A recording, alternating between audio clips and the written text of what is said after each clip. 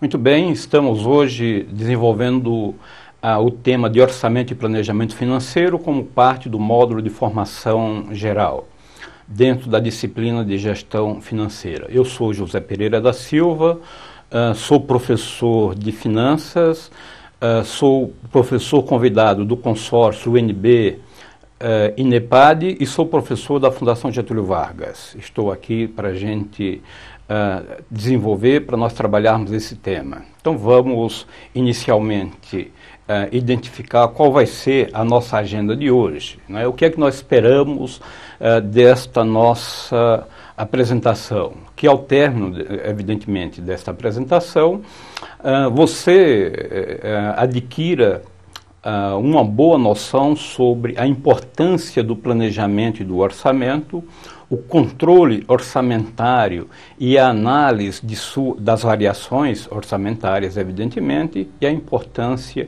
e o uso do planejamento financeiro. Essa é a nossa agenda. Como é que nós vamos trabalhar esta agenda? Nós estruturamos alguns indicadores que estão no slide, em que vamos falar um pouquinho da empresa como sendo o nosso marco, o nosso ponto de partida. Vamos falar um pouquinho sobre planejamento, discutir, mencionar etapas do planejamento, falar um pouco do orçamento como uma peça estruturada, o controle orçamentário, o planejamento financeiro, já numa forma mais específica, e falar um pouquinho de projeções financeiras ao final da apresentação. Estes são os itens básicos que vão compor a nossa apresentação e que nós vamos passar a desenvolvê-los a partir de agora. Portanto, pessoal, retomando a empresa como sendo o marco, né, o ponto de partida que vai direcionar, que vai orientar a nossa palestra sobre orçamento e planejamento financeiro, nós devemos entender a empresa, a sua declaração de missão como sendo uma síntese, a essência do seu planejamento estratégico. Então é normal a gente visitar uma empresa e observar na sala de recepção, na sala de diretoria, a missão da empresa. Nós existimos com tal finalidade. É comum encontrarmos grandes corporações nos Estados Unidos em que diz, olha, existimos para gerar riqueza para os nossos acionistas. Então a declaração de missão da empresa é essa. Claro que isso, dentro de um contexto, de uma economia, de uma cultura norte-americana, isso é alguma coisa entendida como normal. Esse tipo de declaração fosse feita na Alemanha ou na França, seguramente isso poderia gerar algum problema. Mas nós não queremos entrar nesse conceito, né, nessa discussão ideológica sobre a empresa, mas mostrar que o seu plano estratégico, a sua visão estratégica, ela está refletida na sua missão. Esse é o ponto básico. Então vamos adiante no nosso próximo slide, falar agora um pouquinho sobre planejamento, né? O que é que vem a ser planejamento? Como é que a gente vai entender, posicionar o planejamento da empresa? O planejamento ele envolve sempre decisões em relação ao futuro. Como é que essa decisão em relação ao futuro?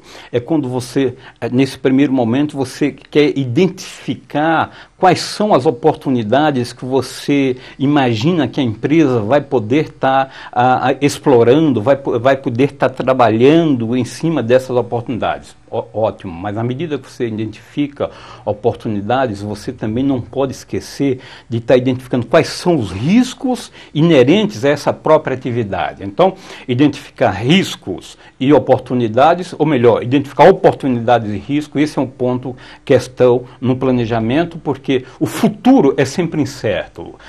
A verdade é que o passado é irreversível e que o futuro é incerto. E, portanto, o planejamento ele está se relacionando sempre ao futuro. E esse futuro, claro, tem variáveis que não são não são controláveis totalmente por nós. Tá? Vamos então agora para o slide seguinte, em que nós vamos fazer uma reflexão rápida, não sei se é uma reflexão, mas pelo menos uma menção rápida à evolução do planejamento. Né? Olha, o planejamento financeiro, quando é que ele surgiu? Olha, de modo formal, ele se confundiu com o próprio orçamento, isso em meados do século XX, especialmente nos Estados Unidos. Pela bibliografia, pela literatura, nós temos conhecimento de que a primeira empresa a utilizar formalmente um orçamento foi a DuPont em 1919. Isso como referencial, veja que 1919 era o início do século XX, não meados. Mas meados do século XX foi quando o orçamento ele tomou assim um corpo maior, ele ocupou um espaço um pouco maior dentro da vida das empresas, especialmente das empresas norte-americanas, né? Depois vem a fase, nos anos 60, do planejamento de longo prazo. O que é esse planejamento de longo prazo? É quando você começa a ter o planejamento de longo prazo e o orçamento, cada um tomando a sua vida própria, cada um tomando o seu próprio caminho. Mais ainda, claro, muito harmonizados, muito em sintonia. Mas aí você já tem eles tomando uma certa independência, sendo analisado outros fatores, além dos números específicos do orçamento. A COF 1960 é tido aí como um ponto, uma referência só para que a gente possa estar identificando. Em seguida nós temos a fase do planejamento estratégico nos anos 70, né? Apesar do planejamento, da palavra estratégia ser uma palavra de origem militar e ser utilizada já há bastante tempo, os anos 70 foi a época em que a atividade empresarial capturou essa expressão de estratégia e trouxe para dentro das empresas no sentido de estar partindo, de estar avaliando como que a empresa pode ser gerida estrategicamente, né? Em termos de Brasil, nós temos o professor Heimer Richers, que foi um dos fundadores da Fundação Getúlio Vargas, que em 80 escreveu um artigo para a RAI, entre outras produções que ele teve, que ele situava o planejamento estratégico de uma forma muito interessante. Ele criou uma equação, isso que nós estamos vendo aí no slide, A mais E1 mais E2 igual a E3. O que é esse A? A é o ambiente, é o macroambiente em que a empresa está situado. Esse macroambiente oferecendo oportunidades de negócio para serem exploradas, oportunidade para a empresa produzir produtos e serviços para satisfazer as necessidades das pessoas, né? Ora, à medida que existe que a empresa identifique essas oportunidades, que é o item A da equação, aí qual é o papel dela? É definir a estratégia. A estratégia é ela dizer, olha, o que é que eu quero ser? Em que rumo que eu quero, qual é o rumo que eu quero seguir? Né? E como é que é isso? Eu quero produzir artigos para classes de poder aquisitivo elevado ou para poder aquisitivo menor, eu quero trabalhar para pessoas físicas ou para pessoas jurídicas, todo um direcionamento estratégico que a empresa está dando. Então ela identificou as oportunidades, o item A da equação. Se definiu estrategicamente em que direção que ela vai. O item E2, né, da equação se refere à estrutura organizacional. Que tipo de estrutura, né, que tipo de pessoas, de competência, de recursos financeiros, materiais nós precisamos para operacionalizar essa estratégia para fazermos acontecer aquilo que nós definimos que nós queríamos que a nossa empresa fizesse. Então, este é o ponto essencial, a definição da estrutura de recursos humanos, de recursos materiais, e a conjugação desses três fatores, ou seja, a análise do ambiente, a definição estratégica e o ajuste da estrutura nos leva à eficácia da empresa. Essa foi a linha desenvolvida pelo professor Heimer Richers, que é uma linha bastante interessante. Mais recentemente, agora nos anos 90, nós tivemos o surgimento do BSC, o chamado Balanced Scorecard. Os autores Kaplan e Norton, eles desenvolveram esta metodologia que vem sendo utilizada hoje por grandes empresas. Então, em que consiste o BSC? Consiste numa técnica técnica, numa forma de você estar desenvolvendo um planejamento estratégico, mas gerenciando esse planejamento, você está controlando de forma estratégica. E como é que é feito isso? Quais são os indicadores básicos dentro dessa linha do Kaplan e do Norton? Ora, são 4 tipos de indicadores. Primeiro são os indicadores financeiros, que são aqueles já, de certo modo, conhecidos, relativos a retorno sobre o investimento, fluxo de caixa descontado e assim por diante. Agora, entrou como novo o indicador, que ele deixa de ser um indicador quantitativo da empresa, que é o cliente. Né? Como é que esse cliente? É análise do mercado, análise da concorrência, tudo isso. Né? Entrou também um outro grupo de indicadores relacionado aos processos empresariais. Né? Como que a empresa pode estar melhorando esses processos no sentido de atender melhor a necessidade dos seus clientes, no sentido de um atendimento pós-venda, e assim por diante. E vem finalmente o processo de aprendizado e crescimento. Né? Como é que a empresa, num processo contínuo de aprendizado, ela pode estar contribuindo para a geração de valor para o seu cliente e para o seu acionista. Claro que isso não é um assunto bastante amplo e que não é objetivo nosso o detalhamento. Só esse assunto daria para nós trabalharmos toda a nossa palestra, mas é uma menção importante no sentido de podermos situar formatos diferentes ao longo do processo histórico relacionados ao planejamento de uma forma geral. Né? Então vamos em frente e vamos refletir um pouquinho sobre as etapas do planejamento. Como é que a gente se fala em planejamento? Isso não surge assim como alguma coisa que cai de paraquedas pronto, mas existe algumas etapas básicas que uma lógica intuitiva nossa nos possibilita identificar. Claro que essas etapas, essa sequência de processos, ela não é uma regra rígida. Cada organização pode ter formatos diferentes, pode ter áreas desenvolvendo parte dessas etapas e integrando tudo isso dentro de um processo. Mas, de uma forma resumida, podemos dizer, conforme está aí nesse slide 8, né, que, primeiro ponto, entre as etapas de um planejamento, é a identificação de oportunidades. O que é essa identificação de oportunidades? Está relacionada à análise do macroambiente. Nós já nos referimos a isso agora há pouco. Né? Em seguida, quais são os riscos inerentes a essas oportunidades? Né? Olha, identificamos as oportunidades e o risco, vem a fixação dos nossos objetivos, das nossas metas, em função dessas oportunidades, desse risco. Depois tem a comparação, a identificação das alternativas. Quais são essas alternativas? São as estratégias que a empresa pode estar definindo, pode estar identificando. Olha, identificadas as alternativas, a tarefa principal é qual é a alternativa que nós vamos escolher. Então, a escolha da alternativa, a comparação, claro, das alternativas, em seguida, a escolha da alternativa.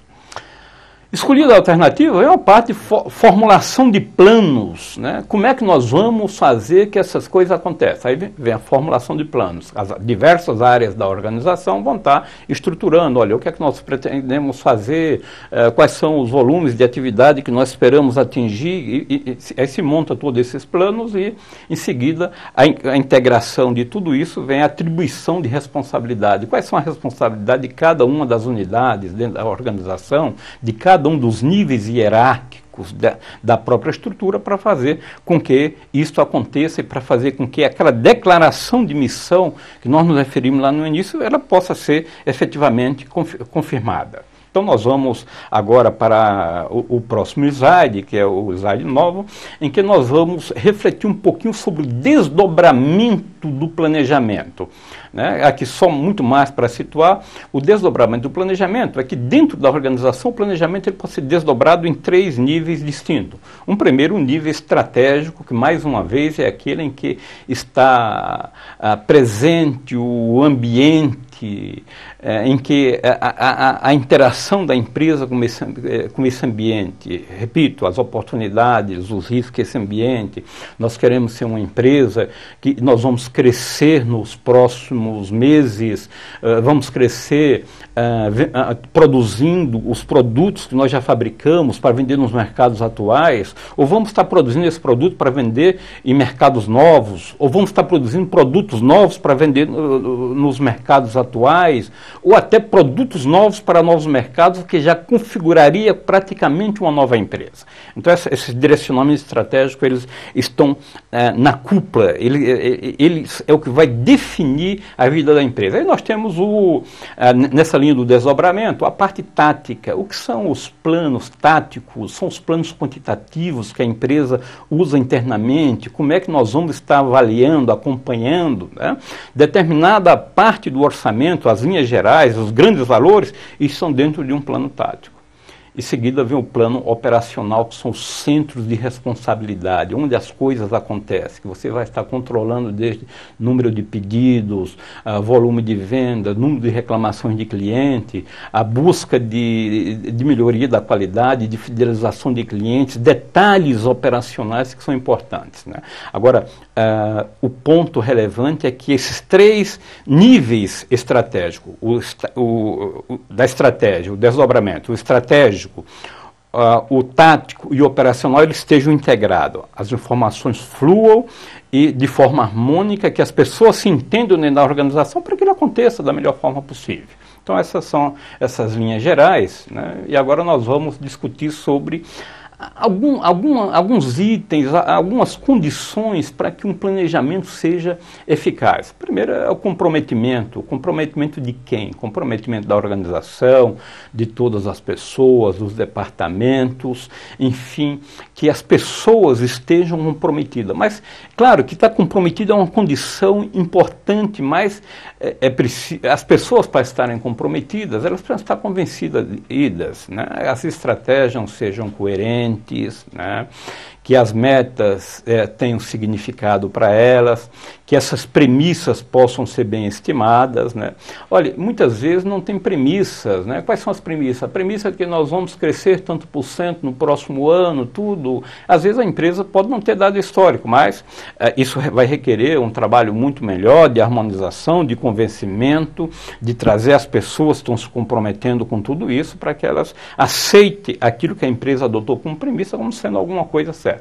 Abertura a mudanças, né? Abertura a mudança, isso aí tem dois grandes enfoques. O primeiro, a abertura pessoal. As pessoas, né, que não estão acostumadas a trabalhar com orçamento, a ter esse tipo de comprometimento, com dados, com uma estrutura formal de procedimento em relação àquilo que vai acontecer no futuro, elas passem a aceitar isso com normalidade.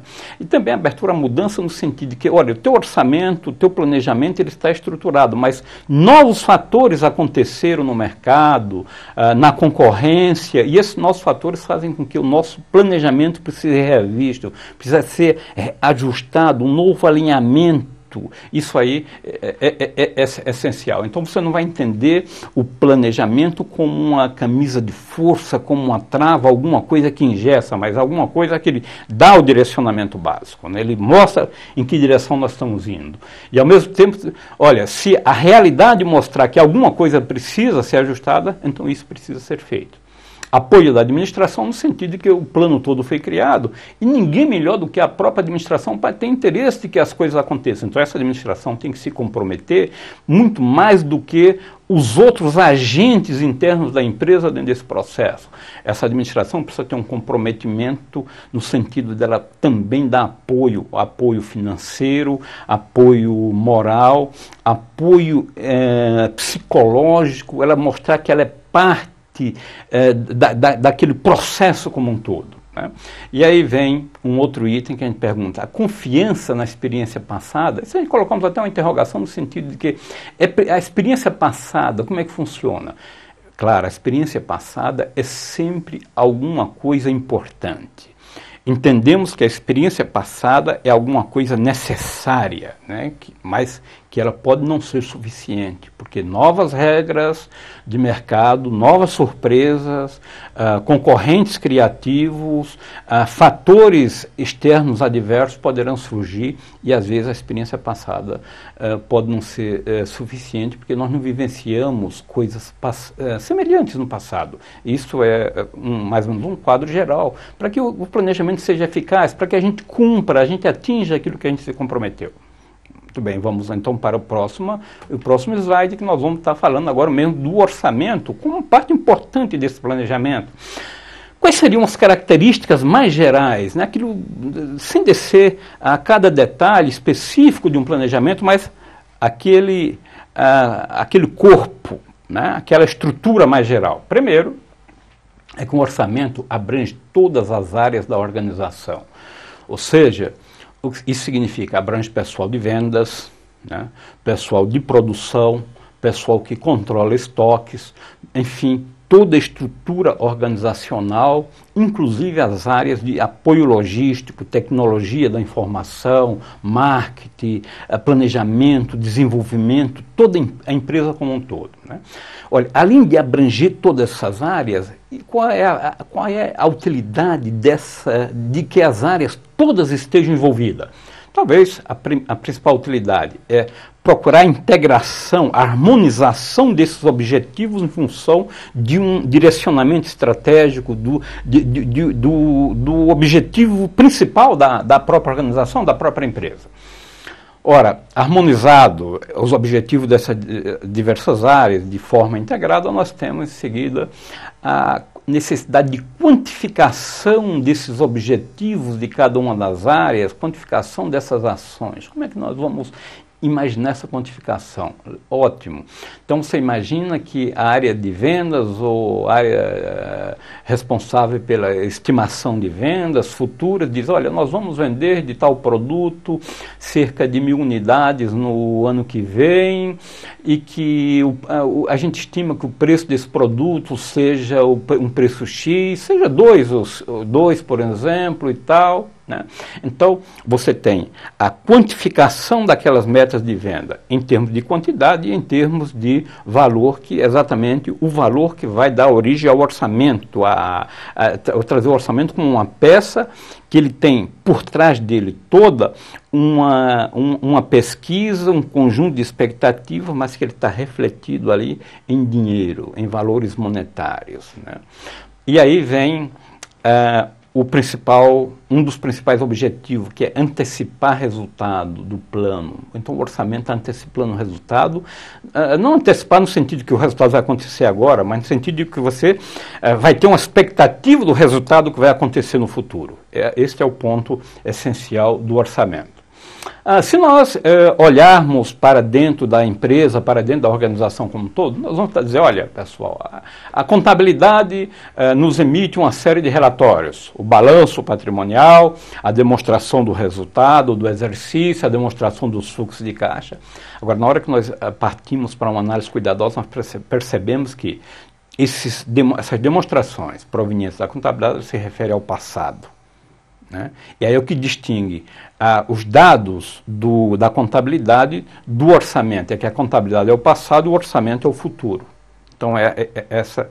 Só que o orçamento é o futuro em relação a hoje, mas um dia o futuro será presente, né? Ele torna-se presente e o presente se torna passado.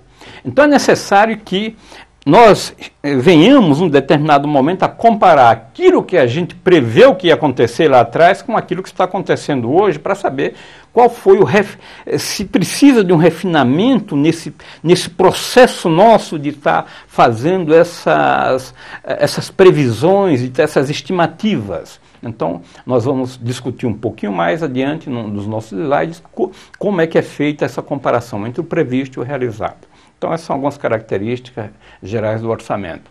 E só para fechar o orçamento, nós podemos dizer, conforme está no slide 12, que é um plano coordenado de ações, né, para previsões e controle de eventos financeiros futuros. Isso aí é uma forma de amarrar essas áreas de informações. Nós temos dentro de uma frase mais ou menos curta para facilitar o processo, para a gente guardar isso com mais facilidade, né? Quais são os cuidados que nós vamos ter com um orçamento, né? Eu acho que é importante a gente mencionar. Primeiro, são características de negócios não estáveis, né? Muitas vezes o orçamento é desenvolvido pela empresa, pela organização, e as pessoas levam isso a sério, talvez demais. Não é que leva a sério demais, é que eles interpretam de forma errônea. Então, vamos supor que vai acontecer uma feira na Alemanha, que é muito importante para a nossa empresa, de que se nós mandássemos nossas equipes, pessoas nossas, para expor nossos produtos lá na Alemanha, nós iríamos fazer muitos negócios. Entretanto, nós não podemos mandar as pessoas ir para a Alemanha porque nós não temos essa verba orçada, né? Eu acho que o orçamento tem que ter a flexibilidade, porque por melhor que seja a nossa capacidade de fazer previsões, nós temos que ter consciência de uma coisa: a realidade da vida, a realidade dos fatos, a complexidade é muito maior do que a nossa capacidade de prevê-la. Novos eventos, novos fatores poderão surgir, e nesse sentido é importante que você tenha um orçamento, mas que ele tenha flexibilidade para incorporar determinadas oportunidades de negócio que não foram previstas, mas que são importantes para que a gente possa estar gerando valor para o nosso acionista, gerando benefício para os nossos empregados e propiciando aos nossos clientes condições de geração de valor também para eles. Entre outros grupos de interessados, que a gente chama de stakeholders, que hoje a empresa não se relaciona apenas com os seus acionistas, mas com todo um conjunto de pessoas que têm interesse na vida, na atividade da empresa, nos seus resultados. Tá? Então, essa característica é relativa a você dizer, não, o orçamento ele funciona só para coisas que sejam estáveis, você prevê e que vai acontecer tudo direitinho. Não. Eu acho que surgindo fatos novos que sejam oportunidade de negócio, você deve ter flexibilidade para ajustar o teu orçamento para que você possa usufruir. E aí você tem gastos não previstos no orçamento. Isso é outro ponto crítico. Ora, muitas vezes a gente vê as pessoas dizendo, olha, nós não podemos pagar hora extra para os nossos funcionários. Né? Por que não pode pagar hora extra? Porque a verba não está prevista no orçamento. E aí o que acontece? Ou o funcionário não faz a hora extra, ou o funcionário faz a hora extra e não recebe hora extra. Se o funcionário fizer hora extra e não recebe hora extra, você está assumindo um risco trabalhista, né? A Justiça do Trabalho poderá estar multando a empresa e obrigando a pagar. Ou então, o funcionário não trabalha a hora extra e você não consegue atender um compromisso, um contrato com o cliente exatamente no prazo que você tinha negociado. Né? E aí você vai pagar multas, né, por não atendimento. Isso é só para citar um exemplo. Né? Então, mais uma vez, a necessidade de você ter flexibilidade de ajustar o seu orçamento. Verbas orçadas, né? Aí é o inverso, a verba foi orçada. E durante o ano todo, a unidade ou o departamento não usou essa verba toda. E o ano está se aproximando, está se encerrando. Chegamos a setembro, chegamos a outubro, chegamos a novembro e precisamos utilizar essa verba, porque se nós não utilizarmos, vamos perder esta verba no orçamento do ano seguinte, porque a direção da empresa vai entender que ela não é necessária. E aí, o que acontece? A unidade usa essa verba de modo não racional, não identificando a melhor alternativa. Ela usa porque ela precisa usar e não quer perder essa verba. Isso é uma distorção que tem no orçamento.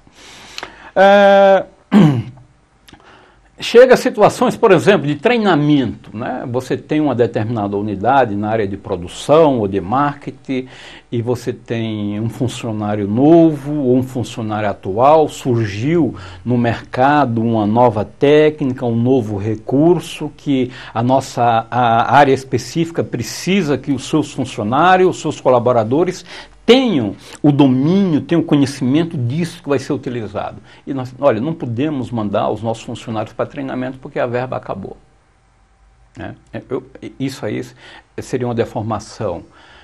Ou foi mal previsto, ou foi mal utilizado, Independente da causa que provocou essa ausência de verba, eu acho que o orçamento merece sempre a possibilidade, a atenção de nós estarmos corrigindo esse possível viés, esses possíveis viés que surgem ao longo do processo. E, finalmente, tem aquela situação, né, esse último item do slide que diz, olha, nunca precisamos de orçamento, agora essa é a invenção. As pessoas estão acostumadas a trabalhar sem ter direcionadores, sem ter fronteira, sem ter muito claro quanto pode gastar, sem ter muito claro do resultado que são esperados. À medida que passa a trabalhar dentro com metas, com direcionadores, às vezes se sentem incomodadas, né? Isso aí talvez seja um trabalho mais importante dentro de um processo de orçamento, que é você estar orientando as pessoas, mostrando para ela como é que funciona, o que é que precisa ser feito, né? Para que as coisas aconteçam e que ele não entenda o orçamento ou um plano de trabalho que ele tenha como sendo alguma coisa que vai segurá-lo, mas sim como sendo alguma coisa que vai facilitar a vida, como sendo um direcionador, alguma coisa que está ali para ajudar e não para atrapalhar. Esse é um ponto importante no cuidado com o orçamento, né? E, finalmente, nós vamos resumir os objetivos do orçamento. O Welch, que é um dos papas de orçamento, já um autor bastante conhecido, ele relaciona o orçamento com as funções administrativas. Então, ele, em primeiro lugar, diz que, olha, o orçamento está ligado a um plano, ao planejamento, né? A lógica do planejamento de longo prazo e tal.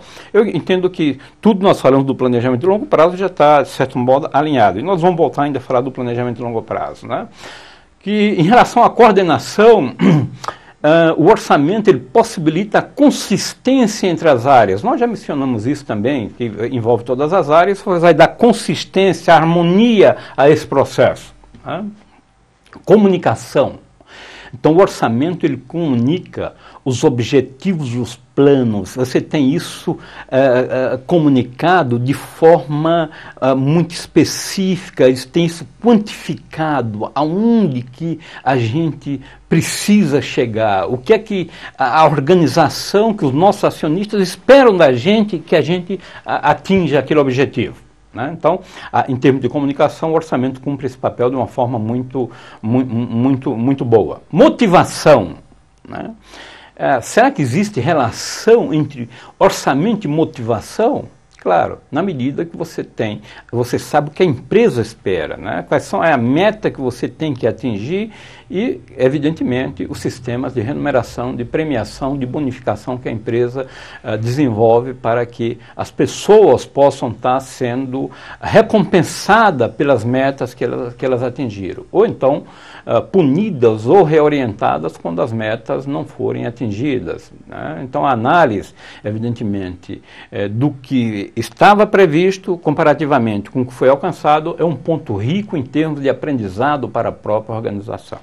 Finalmente vem o controle, que de certo modo nós acabamos de mencionar, que é a comparação daquilo que foi alcançado com os planos, com aquilo que tinha sido previsto. E finalmente, em termos de avaliação, o orçamento ele vai fornecer as bases para avaliar a performance das diversas unidades, das gerências, de unidades operacionais, de unidades de vendas, de unidades não só de vendas, de tecnologia, de várias unidades dentro da própria organização. Então, esses são os objetivos básicos do orçamento. Repito, conforme o Welch, eles estão ligados às funções administrativas, né?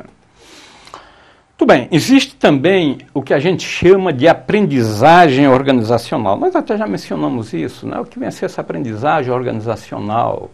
No dia a dia, você está elaborando um planejamento, você define os resultados que você tem que alcançar naquele futuro, né? Você vê quais são aquelas potencialidades de negócio, você verifica quais são as melhorias de processo, de atividade, tudo isso que você precisa para você atingir aqueles objetivos lá no futuro. Então, isso é parte do teu planejamento, né? Na atividade de controle, você é preciso que esse controle seja contínuo e dinâmico, que ele vai acompanhando à medida que as coisas vão acontecendo e você vai passo a passo identificando essas coisas, né? E aí você vai percebendo, você vai aprendendo com o processo, você vai ajustando, afinando a sintonia dentro desse processo, né? É preciso também que você tenha, além desse controle, acompanhamento contínuo e dinâmico, agressividade e flexibilidade nas operações. Agressividade no sentido de você batalhar, você ir atrás, você ir buscar, você fazer as coisas acontecer. E a flexibilidade para estar ajustando itens que não foram previstos de forma adequada.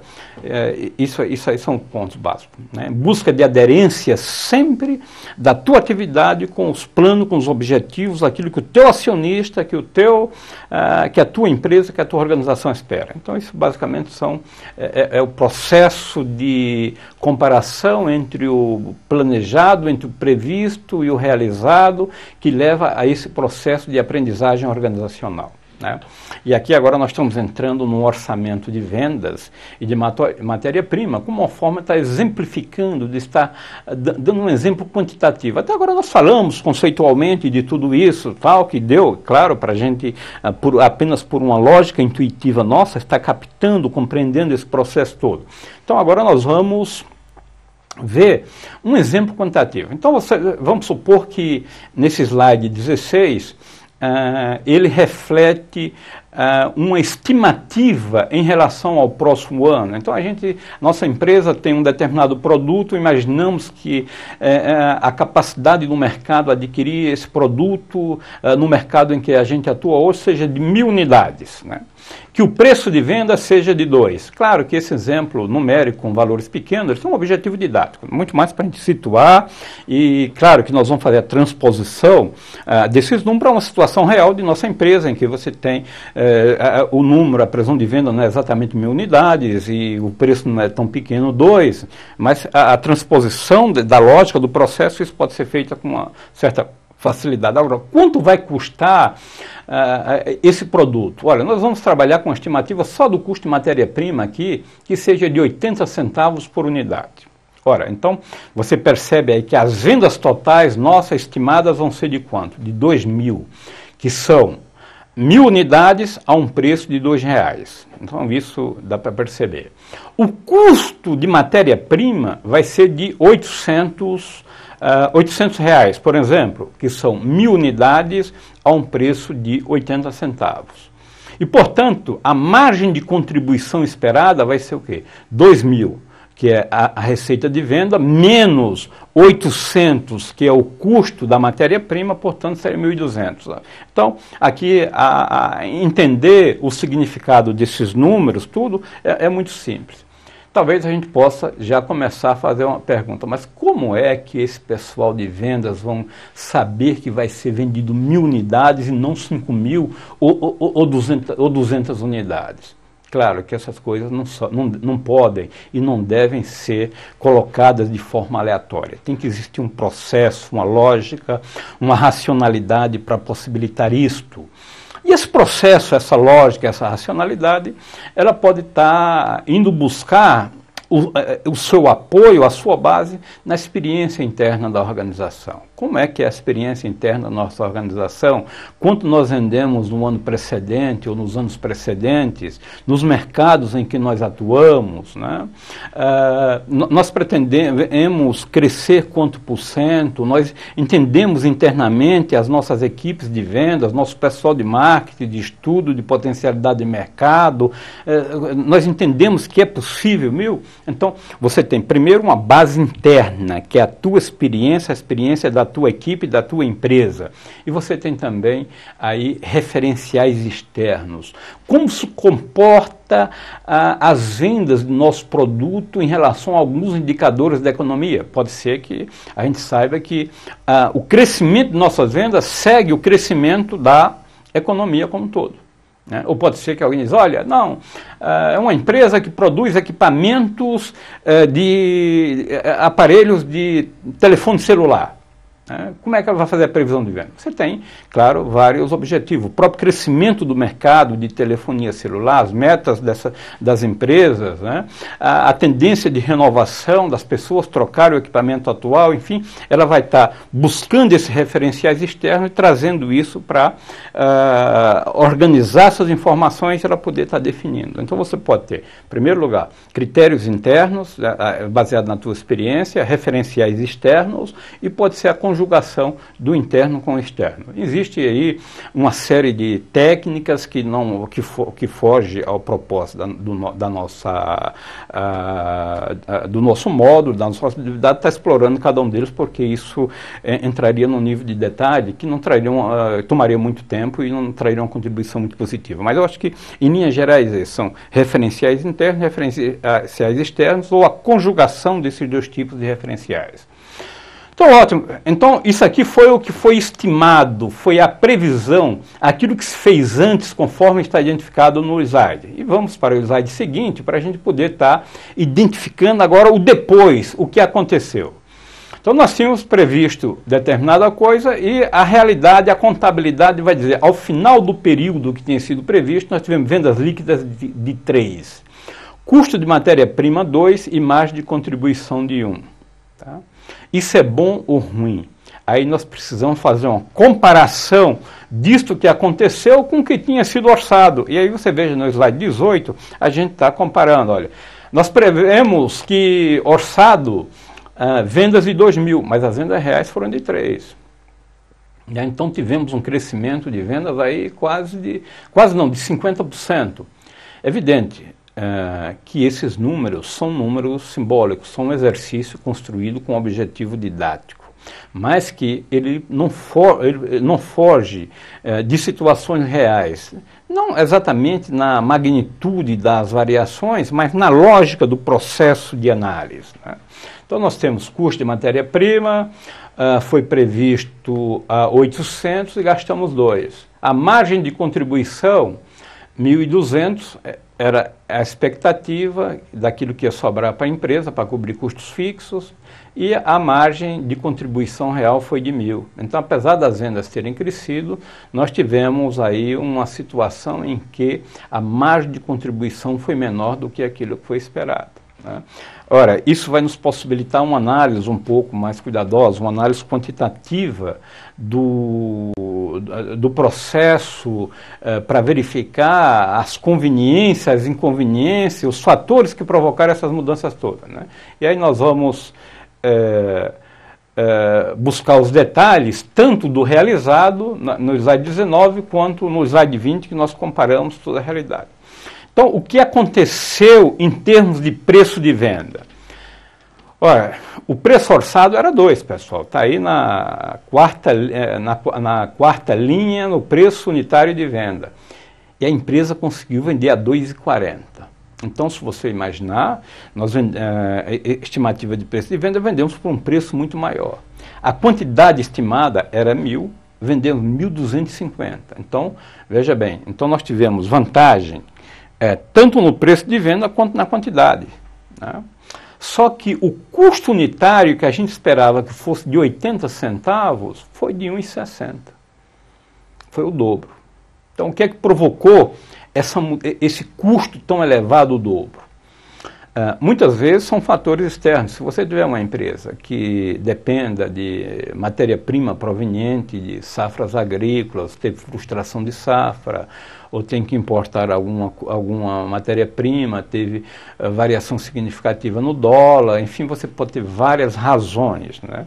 E exatamente a comparação entre o que foi previsto e o que aconteceu, né? Isso aí é muito rico em termos de você refinar os teus instrumentos de previsão, o teu orçamento, e de você estar corrigindo, você estar premiando as pessoas que estão envolvidas. Vamos olhar um pouquinho no slide seguinte, é o slide 21, como que a gente pode decompor essa variação que ocorreu na margem de contribuição, nas vendas, de um modo geral. Vamos ver só as vendas por enquanto. Né?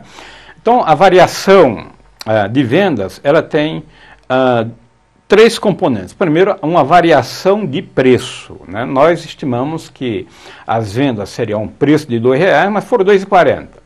Nós temos uma variação de quantidade. Estimamos que iriam vender 1.000 e vendemos 1.250. E nós temos uma terceira variação que é decorrente do efeito da variação do preço sobre a variação da quantidade, né? Se olharmos aí no slide, está demonstrado a variação do preço, só ela, 2,40 menos 2, né, que vendeu a 2,40, o preço era 2, deu 40 centavos por unidade. Vezes 1.000 unidades, que era o que você tinha previsto, deu R$400 de variação de preço. E a variação de quantidade?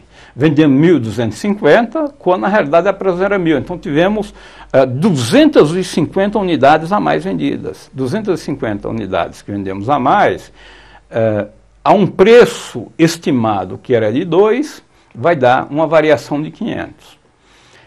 E agora tem um impacto da variação do preço sobre a variação da quantidade. A variação do preço de quantidade foi quanto? 1.250 menos 1.000, portanto 250 unidades. Com a variação de preço de 40, 250 unidades a 40 centavos, vai dar 100, portanto a variação de 1.000 está explicada. Ora, essa análise, esse detalhamento dessa análise de variação vai possibilitar aos gestores internos da empresa estar verificando quem são as áreas que vão ser premiadas ou responsabilizadas por esse tipo de ocorrência, por esse tipo de variação. Esse slide nosso, o slide 22, ele possibilita uma visão talvez até um pouco mais simples para a gente estar verificando esse processo. Então nós percebemos que essa área azul mais claro aí do slide, ela reflete o quê? O previsto, as vendas orçadas, que são 1.000 vezes 2, portanto, essa área corresponderia a 2.000. O quadro maior, o total, ele reflete o realizado, 1.250 a um preço de 2,40, portanto, 3. Né? E aí você tem essas duas faixas laterais, né, azul escuro, uma delas identificando a variação de preço, né, que é de 2 para 2,40, vezes a quantidade orçada. E a outra, identificando a variação de quantidade, que é 1.000 menos 1.250, pelo preço orçado e, finalmente, a variação mista. Dentro da empresa, pode ser que a pessoa que faz a previsão de vendas não seja a mesma que faz a previsão de preço. Quando a gente diz pessoa, é um modo de dizer, eu digo a unidade, o órgão dentro da organização, né? Mas pode ser que sejam pessoas diferentes ou não. De qualquer modo, se forem pessoas diferentes, elas precisam estar se comunicando. Elas precisam estar trocando ideia. E na hora que você abre e faz essa análise detalhada, o orçamento cumpre um papel relevante que é de possibilitar e identificar as causas que provocaram essas variações. Eram causas previsíveis ou não previsíveis, né? Então nós chegamos à conclusão que a área de vendas vendeu 50% a mais, entretanto a margem de contribuição diminuiu. Então, nem sempre um crescimento de vendas pode ser uma solução interessante para a empresa. Ou pode ser que, num determinado momento, a opção estratégica da empresa seja, olha, eu quero abrir mão de um pouco de ganho para aumentar a minha participação no mercado. E no futuro a gente recupera esse ganho. Essas são políticas, são estratégias que a empresa poderá estar definindo. Finalmente, aqui, nesse slide, nós estamos resumindo, né, a equação que possibilita calcular a variação de preço, variação de quantidade e variação mista. Isso aí já exemplificamos, já calculamos, né, isso aqui fica como apenas um ponto para a pessoa dizer como é que calcula isso. Né? Já foi feito o cálculo numérico, agora nós temos só aqui a identificação do processo de como chegar lá. Acho que pode ir adiante nesse slide. Né? Em relação ao custo de matéria-prima, né, nós temos aqui a variação de custos. Né? Aqui já não podemos ir diretamente para compreender.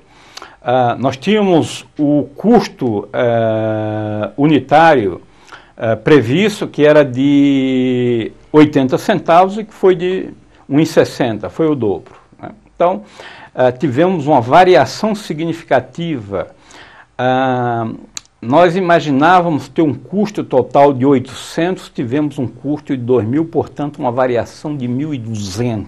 Né? Como é que a gente vai identificar essa variação? Claro que você tem o mesmo processo, o processo é análogo, variação de preço, né? Então nós pegamos 1,60, que é o preço real, menos 80 previsto. Então teve 80 centavos a mais por unidade, vezes 1.000 unidades previstas, então só a variação de preço provocou uma diferença de 800. Né? E a variação de quantidade, 250 unidades, a um preço previsto de 80 centavos, te deu uma variação de 200. Né? E a variação mista te deu mais 200, portanto, você tem uma variação total aí nos custos de 1.200. Né? Uma variação total nos custos de 1.200. Muito bom. Quem vai ser responsabilizado ou premiado por isso? Mais uma vez, o que é que provocou essa variação nos custos? Pode ser uma frustração de safra, pode ser que a área de suprimentos, na hora de fazer a previsão de preço, ela não pesquisou direito, enfim, aí as razões podem ser várias e, para efeito de ilustração, nós entendemos que o processo aqui é suficiente. Né? Então, resumindo todas essas variações, a empresa vendeu 1.000 a mais, mas teve custo de 1.200 a mais do que era previsto, portanto, teve uma variação na margem de 200 para pior. Eu acho que o detalhe disso a gente já explicou e aqui vale ressaltar, vale enfatizar, vale destacar que o orçamento cumpre um papel relevante na medida que ele te possibilita fazer esse tipo de comparação. Agora vamos entrar no planejamento financeiro, né, visto dentro de um sentido mais amplo que o próprio orçamento. Né? Vamos retomar aqui, muitos dos conceitos aqui relacionados ao planejamento financeiro são parecidos com o conceito do orçamento. É um roteiro para atingir objetivo, coordena diversas atividades, né, tem um papel de controle relevante na medida que compara o real com o padrão, ou melhor, compara o padrão ou previsto com o real, né? E o planejamento financeiro, podemos focar ele de uma forma mais direcionada em dois grandes pontos, planejamento de caixa e planejamento de lucro. Tá? Qual é a utilidade dessa ferramenta? Ela é útil internamente para a empresa, para a autogestão, e é útil também para terceiros, que às vezes, credores que solicitam projeções da empresa para poder analisar e verificar se ela é saudável, se ela tem condição de amortizar, de pagar empréstimos que ela está solicitando. Então, esses são alguns dos pontos mais comuns do uso. Né? Retomando o planejamento financeiro, o planejamento de caixa, ele é refletido no orçamento de caixa ou previsão de cash flow. Falamos que ele é crucial à sobrevivência da empresa, a falta de caixa leva à quebra, né? Então a empresa precisa gerenciar o caixa com muito cuidado.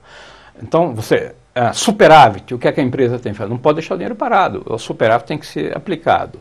E os déficits tem que se buscar recursos, né, para cobrir, para que a empresa possa honrar os seus compromissos de curto prazo. Né? Então, o planejamento do lucro, como é que a gente faz isso? Demonstrações financeiras projetadas. Mostra, né, o que são demonstrações financeiras projetadas? Vamos só para mencionar aqui o balanço e a demonstração do resultado. Na demonstração do resultado, você mostra os níveis antecipados de resultado, receitas, despesas. Né? E em termos de balanço ativo, as suas diversas contas, no circulante, no longo prazo, no ativo permanente, dívidas e patrimônio líquido. Esse é basicamente as demonstrações projetadas. Né? E nós vamos fazer aqui um exercício de planejamento de caixa, né? uma previsão de fluxo de caixa. Nós utilizamos até os números de um exercício do Gitman, em que nós vamos materializar esse exemplo do fluxo de caixa. Você tem dois tipos de fluxo de caixa. Tem o fluxo de caixa que as empresas publicam, que é um fluxo de caixa retrospectivo, que ele reflete aquilo que aconteceu. E temos a previsão de fluxo de caixa. Como nós estamos trabalhando nesse módulo, o conceito de planejamento, claro que nós estamos nos referindo sempre ao futuro. Então, vamos supor uma situação que está em no slide 29, que você tem a empresa em 2 meses de atividade, foi agosto e setembro, ela teve vendas reais efetivas de 100 de 200. E que a previsão, a estimativa é de que em outubro ela vai vender 400, novembro vai vender 300 e dezembro vai vender 200. Historicamente a empresa vende à vista, 20% de suas vendas são à vista. 30% ela recebe em 50 dias e 60% ela recebe isso em... ou melhor, e 30% ela recebe isso em 60 dias. Né? Então, só amarrando de novo. A forma como a empresa recebe as vendas. 20% à vista, 50% em 30 dias e 30% em 60 dias. A empresa está prevendo ainda que ela vai receber dividendos, porque ela tem participação em outra empresa, de 30 para o mês de dezembro. Então, como é que nós transformamos essas informações gerais dentro de alguma coisa organizada, dentro de alguma coisa estruturada que facilite a compreensão, que possibilite ao gestor do caixa perceber exatamente o momento em que esses recebimentos vão acontecer. Né? O slide seguinte, ele mostra que você tem uma primeira coluna colocando a previsão de vendas, uma primeira linha, né? O que nós queremos é uma projeção, um orçamento de caixa para outubro, novembro e dezembro. Mas as vendas de agosto e setembro, parte delas vão ser recebidas só nos meses seguintes, vão afetar o caixa. Então, essa distinção entre o momento da venda e o recebimento é importante para efeito de fluxo de caixa. No fluxo de caixa, nós queremos saber quando que a grana, quando que o dinheiro vai entrar dentro da nossa empresa. Né? Então, você percebe que a linha vendas à vista 20%, né, ela corresponde exatamente a 20% da previsão das vendas. Em agosto, vendeu 100, você espera que tenha sido recebido 20, e assim por diante. Pegar o mês de outubro, que é o primeiro mês aí da previsão, vendas previstas 400, se 20% é à vista, vai receber 80. Agora, só que em outubro nós vamos perceber que nós estamos recebendo 50% das vendas que foram efetuadas em setembro. Então, veja, venda de setembro, 200, como 50% são recebidos 30 dias depois, nós temos, portanto, 50% de 200, que é 100, sendo recebido um mês depois, né? Em outubro ainda, nós estamos recebendo 30% das vendas que foram efetuadas 60 dias atrás, ou seja, em agosto. As vendas de agosto foram quantos? 100. Então, nós estamos recebendo 30. Aí nós vamos somar o quanto nós vamos receber em outubro proveniente de vendas. 80 das vendas do próprio mês de outubro. Vamos estar recebendo 100 que foram vendas efetuadas em setembro e 30 de vendas efetuadas em agosto. Ainda com isso, 210 é o que se espera receber no mês de outubro. Né? Raciocínio análogo para novembro, 320. E em dezembro tem ainda a penúltima linha, outros recebimentos, são aqueles dividendos previstos de 30. Então, temos previsto de recebimento total, 210, 320, 340. Eu entendo que numa exposição rápida, assim, no vídeo, nem sempre é fácil de você estar fechando os valores, mas o que eu quero deixar em termos de mensagem, de objetivo, é dizer, olha, o fluxo de caixa, a previsão, ele vai refletir o que você vai receber em cada mês. E aí vai ser função de quê? Da política, dos prazos que você concede para o teu cliente pagar. Isso, no exercício, no papel, é simples e aqui também não é muito complicado. Se alguém não fechou esse valor aqui no vídeo, tudo, não deve se preocupar, porque verificando o exemplo em papel, isso fecha com facilidade. O que me chama a atenção e que eu destaco como fator relevante aqui é a necessidade de você fechar o quanto a empresa vai receber no mês. Né? E aí, feita a previsão de recebimento, nós vamos para a programação de pagamentos. Então, quais são as compras que a empresa vai fazer? As compras da empresa, 10% à vista, conforme está no slide, 70% em 30 dias, 20% paga em 60 dias. Agora, o volume de compra, ele é definido em função de que, historicamente, a empresa observa que as compras em cada mês correspondem a 70% das vendas. Isso são correlações que variam de empresa para empresa e que apenas tem o objetivo de ilustrar. A empresa paga de aluguéis 5 por mês. Os salários são divididos em duas partes. Uma fixa, que é 8 por mês, e outra corresponde a 10%. Ela vai pagar dividendos em outubro de 20, ela vai comprar equipamentos em novembro de 130, ela vai pagar impostos em dezembro de 25, pagar juros também em dezembro de 10 e pagar empréstimos de 20. Tá? Olha, mais uma vez, claro que você, no vídeo não dá para ficar gravando tudo isso assim, mas o que é que tem de relevante nas informações? São todas informações relativas a pagamento, desembolso que a empresa vai fazer.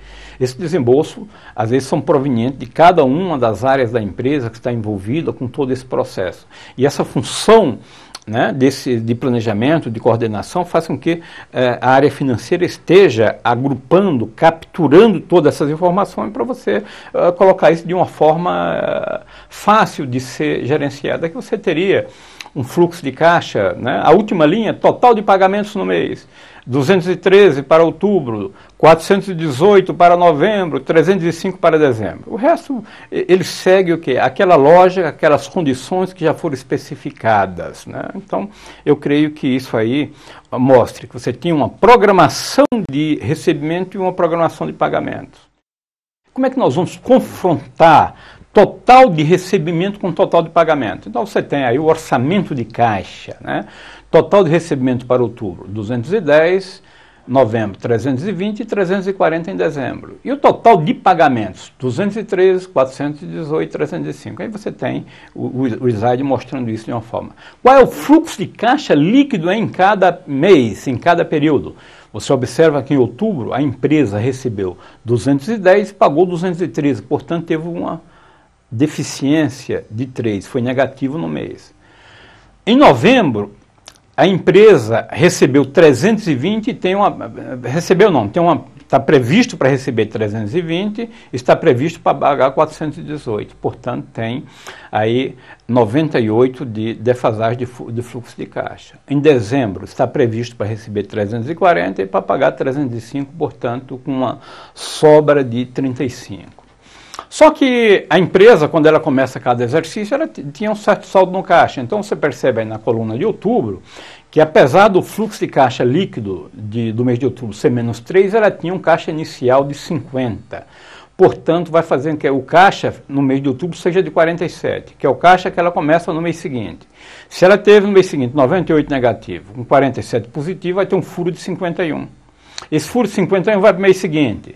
Ela teve 35 positivo, ele cairia para 16. Então isso aí é uma análise. Só que às vezes a empresa, além dela identificar em cada mês qual seria o saldo de caixa dela, ela precisa verificar o que fazer. Quando tem sobra, a empresa aplica esse dinheiro. Quando tem falta, ela vai buscar isso no mercado financeiro, descontar títulos, obter linhas de financiamento de capital de giro, alguma coisa nessa linha, né? Mas a empresa, às vezes, ela precisa ter um caixa mínimo, né? Esse caixa mínimo para que ela cubra determinadas despesas imprevistas, porque normalmente quando a gente trabalha com fluxo de caixa, você tem um valor no final do mês. Agora, o valor no final do mês não reflete o comportamento no mês, porque vamos supor que eu vou receber 200 e vou pagar 150, então eu tenho uma sobra de 50. Isso é um exemplo à parte que não é do slide, apenas para a gente situar esse pagamento e recebimento. Legal. Agora, só que se você vai receber 200 no dia 20 e vai pagar 150 no dia 10, né, então você não tem uma sobra de 50 ao mês todo. Aquela sobra reflete o mês. Dentro do mês você tem situações que variam. E às vezes você precisa ter um caixa um pouquinho menor para cobrir essas variações. Então, meus amigos, a empresa aqui ela admitiu que o caixa dela é de saldo inicial de caixa de 25. Aí você vai definir se sobra ou se falta caixa. Então, financiamentos são aquilo que a empresa precisa obter de recursos no período, né? E caixa excedente é aquilo que a empresa vai poder aplicar. Então, basicamente, essa é a lógica do processo. Você chegou, olha, eu tenho pagamento tanto, tenho eu tenho recebimento tanto, menos pagamento, eu tenho caixa do período. Eu tenho caixa inicial que eu comecei esse período, né? Eu confronto os dois, vejo o que sobra. Eu vou tirar um caixa mínimo necessário, uma reserva de segurança que eu quero manter para cobrir imprevisto, eu vejo se sobrou ou se faltou. Se sobrou, vai uma aplicação financeira. Se faltou, a empresa vai tomar recurso. Então, qual é a grande utilidade dessa ferramenta do fluxo de caixa? É propiciar exatamente a gestão, uma visão com antecedência de sobras e de excesso de caixa. Então, basicamente, é isso, né? Então, a interpretação do fluxo de caixa fornece saldo final de caixa esperado, análise dos excessos ou déficit de caixa, os excessos são aplicados e os déficits são financiados com capital de giro, com desconto de títulos, com limites rotativos que a empresa obtém em banco, né? Finalmente, temos esse diagrama que ele facilita. Eu usei esse diagrama do livro do Gitman porque eu acho que ele é bastante ilustrativo. Então, tudo começa lá em cima com a previsão de vendas. A previsão de vendas nos leva a empresa a desenvolver os seus planos de produção. Então, quais são os estoques de matéria-prima que nós precisamos, as quantidades, os meses de consumo, tem toda uma área de atividade, os níveis de estoque, evidentemente. Você, com todo o detalhamento disso, possibilita você projetar a demonstração do resultado. Você tendo a demonstração do resultado projetada, você pode ir para o orçamento de caixa, né? O orçamento de caixa, além dele ter essas projeções relativas à demonstração do resultado, ele vai também incorporar o orçamento de capital. São planos que previsão de aquisição de equipamentos, de investimento em tecnologia, e vai incorporar também os planos financeiros de longo prazo, onde eu vou buscar dinheiro para estar investindo nesses projetos de natureza estratégica para a nossa empresa. Então, isso possibilita o orçamento de caixa, que ele tem toda uma parte operacional e ele reflete também a parte estratégica de financiamento e de investimentos em ativos permanentes. É possível também, a partir da demonstração do resultado projetado, você ter o balanço projetado, conforme ali o diagrama. Você vai precisar da demonstração do resultado projetado e de um balanço patrimonial projetado. Não é objetivo, claro, nós mostrarmos como fazer essas peças, mas é objetivo mostrar que são ferramentas que fazem parte de um processo de planejamento financeiro necessários à nossa atividade, à nossa empresa, né? Muito bem, conclusão da nossa apresentação é que, em termos de planejamento, de orçamento e especificamente de planejamento financeiro, a visão de longo prazo é alguma coisa importante para a continuidade da empresa. Que o orçamento e o planejamento devem ser vistos como direcionadores, nunca como uma camisa de força, alguma coisa para estar tirando a criatividade das pessoas, né? Que a correção de rota exige um comportamento flexível da organização, né, e que o alinhamento entre as áreas, né, na medida que tem as coisas tudo definidas, é um ponto essencial. Foco nos objetivos estratégicos para não se perder e um aprendizado contínuo nesse processo de planejamento. Isso aqui é o que a gente tem em termos de conclusões mais gerais sobre a apresentação, né? E agradeço pela oportunidade de poder fazer essa apresentação. E é isso que eu tinha para apresentar. Muito obrigado.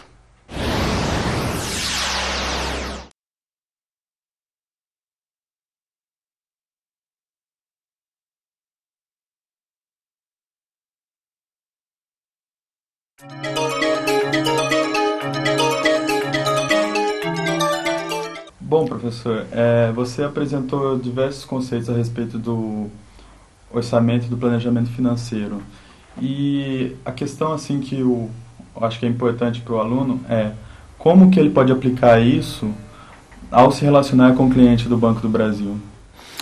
Muito bem, Paulo, a pergunta é excelente e esse realmente é um ponto. Como nós podemos transformar esse conjunto de informações em alguma coisa operacional para o dia a dia do seu gerente? Olha, primeiro ponto que as empresas que trabalham com o Banco do Brasil, e que tenha orçamento, planejamento financeiro, tende a ser empresas normalmente de grande porte, né? Então, para as empresas de grande porte, elas têm essas peças, né?